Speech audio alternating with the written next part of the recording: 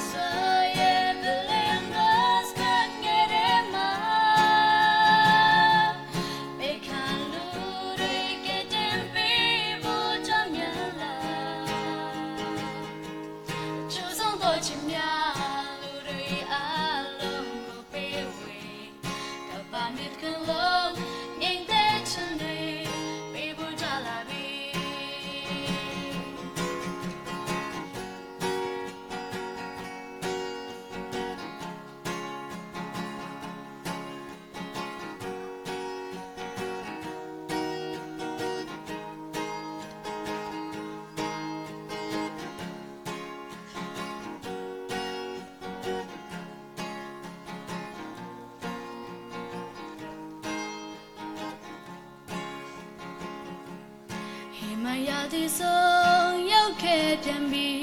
လောကလူတိုင်းငြိမ်ချမ်းဖို့တလီ